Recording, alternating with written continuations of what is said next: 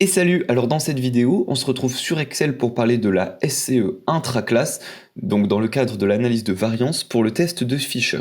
Alors pour ça, dans cette vidéo, on verra déjà comment calculer cette SCE intraclasse à travers cet exemple-là, et puis on verra l'interprétation de cette SCE intra, et aussi la logique un petit peu sous-jacente. Donc du coup, c'est parti. Alors dans un premier temps, je vais vous présenter l'exemple ici. Donc on avait tout simplement noté les prix de certaines glaces. Donc à Megapolis, par exemple, on avait une glace qui coûtait 18 euros, une qui coûtait 23 euros, etc., etc. À Capital City, on avait relevé 5 prix de glace. On en avait une qui coûtait 51 euros, une 31 euros, etc. Et enfin, à Métroville, on avait une glace qui coûtait 24 euros, une 29, une 23, etc., etc. Alors bien sûr, c'est un petit exemple que j'ai créé vite fait. Donc ces valeurs, hein, elles sont absolument pas réelles, quoi. Alors du coup, dans la vidéo précédente, où on parlait de la SCE interclasse, on avait déjà fait ces petits calculs. On avait calculé notamment le nombre d'éléments et la moyenne de chaque catégorie, de chaque classe. Et du coup, là, regardez, nous, ici, qu'est-ce qu'on a besoin dans la SCE intraclasse? On va devoir faire la somme. YI, ça va être en fait chaque cellule qui correspond à une classe. Donc ça, c'est un YI, ça, c'est un YI, ça aussi, etc. Et MI, c'est la moyenne de chaque classe. Autrement dit, j'ai besoin de la moyenne de cette classe-là. Donc c'est ce qu'on avait calculé ici. Donc vous voyez que finalement, on avait fait la majorité des calculs dans la vidéo précédente. Du coup, là, on va calculer cette somme des carrés des écarts à l'intérieur des classes. Et pour ça, donc on doit faire la somme du carré des écarts. Donc c'est exactement ce qu'on va faire. Alors, rappelez-vous, quand il y a une somme dans Excel, c'est un peu compliqué. Du coup, je vous propose que pour calculer cette SCE intraclasse, on calcule dans un premier temps le carré des écarts à l'intérieur des classes, donc la CE intra en quelque sorte. Alors, du coup, c'est parti pour faire ça. Alors là, pour faire ça, vous voyez qu'en fait, on a besoin à chaque fois de faire YI, donc la valeur d'une cellule, moins MI, donc la valeur de la moyenne. Donc autrement dit, on aura finalement autant de calculs intermédiaires que de lignes qu'on a dans ce tableau. Donc je vous propose qu'on copie directement ce tableau-là, comme ceci, hop là, et du coup, on va enlever dans un premier temps ces valeurs, puisque finalement, nous, on va refaire un calcul, et le calcul de la CE intra, il correspondra à toutes ces valeurs-là. Donc du coup, je fais fusionner les cellules ici.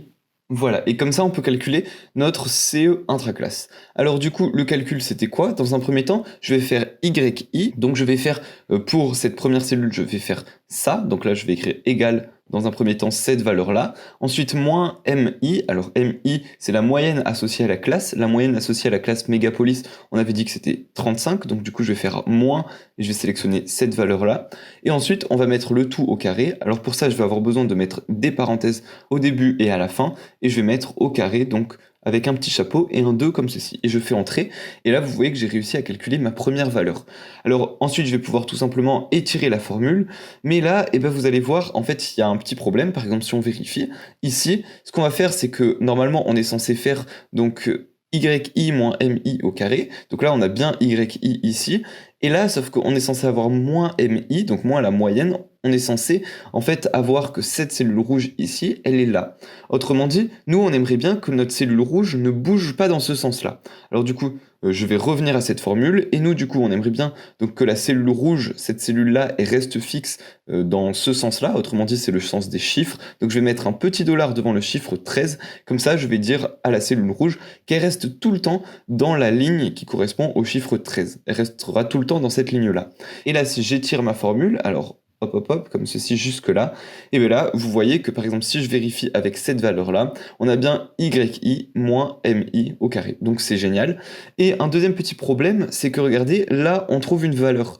Mais en fait, on n'est pas censé trouver de valeur, vu que là, on a rien. Donc on n'est rien censé avoir là, on est censé rien avoir comme ça. Mais Excel va quand même le calculer, et du coup, on le supprime tout simplement.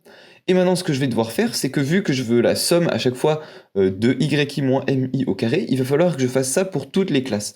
Alors ce que je peux faire, c'est que je vais pouvoir prendre tout ça et l'étirer comme ceci, et je vais aussi l'étirer vers le bas comme ça. C'est juste que là, regardez, là ici on n'a rien, et là non plus on n'a rien. Donc ici je vais enlever là, là, et là comme ceci. Comme ça, on aura des valeurs qui seront plus justes.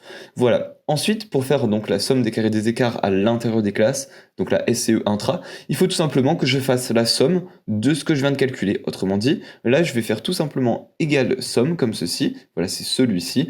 et je vais tout simplement sélectionner ma plage de données et je fais Entrée. Comme ça, Excel va faire la somme de toutes ces valeurs-là et finalement, on va trouver que la SCE intraclasse vaut 1922,86. Alors juste, je peux aussi faire un petit calcul intermédiaire parce que là, on a fait la somme d'un coup, mais je pourrais dans un premier temps faire la somme pour chacune des classes. Donc là, je peux faire la somme pour cette catégorie-là et je peux étirer comme ceci.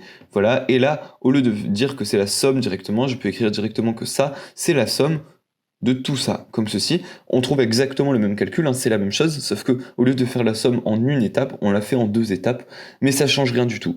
Donc là, on a réussi à calculer notre SCE intraclasse.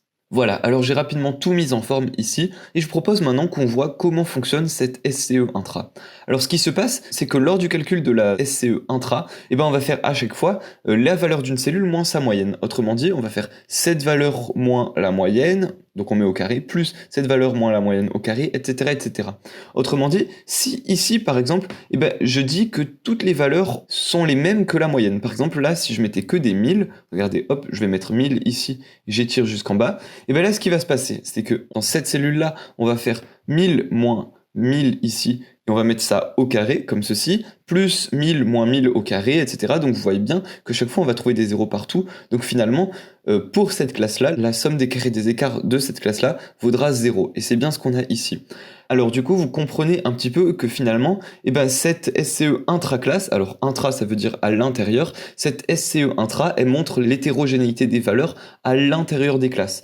Et par exemple, là ici, si pour Mégapolis, je mets une valeur qui vaut 1000, par exemple ici, alors bien sûr le cas de 1000, il n'arrivera pas parce qu'on avait vu que pour faire les SCE, on éliminait les extrêmes, mais bon là c'est juste pour l'exemple. Donc si on met 1000, regardez, ce qui va se passer, c'est que du coup, cette valeur de 1000, elle va faire tirer la moyenne vers le haut, donc la moyenne, au début, elle était, donc je fais CTRL-Z, elle était de 35, maintenant elle est de 196, et du coup, à chaque fois que je ferai YI moins MI, comme ceci, donc par exemple là, si je fais YI moins MI, du coup, forcément, la différence entre le nombre et la moyenne sera d'autant plus grand.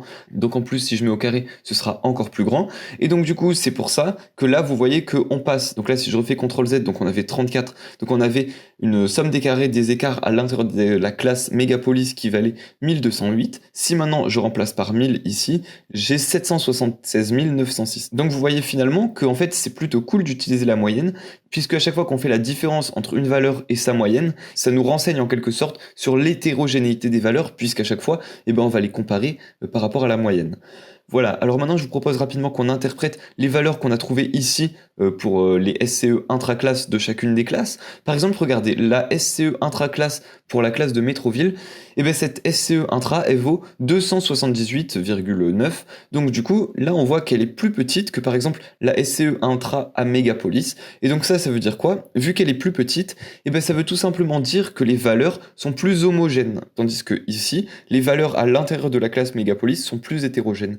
Et en effet, si on regarde à Mégapolis, regardez, la glace la moins chère, elle vaut 18 €, tandis que la plus chère, elle vaut 62 €. Tandis que là, à Métroville, elles sont toutes, voilà, entre 11 et 30 €. Donc vous voyez, à Métroville, le prix des glaces, il sera plus homogène qu'à Mégapolis. Voilà, donc j'espère à travers cette vidéo que vous aurez bien compris cette histoire de SCE intraclasse et que vous saurez maintenant la recalculer et que vous aurez à l'esprit maintenant un petit peu l'interprétation et la logique aussi de ce calcul. Si c'est le cas, vous pouvez lâcher un petit like, ça fait super plaisir. Si vous avez des questions ou quoi, comme d'habitude, vous pouvez les laisser dans les commentaires.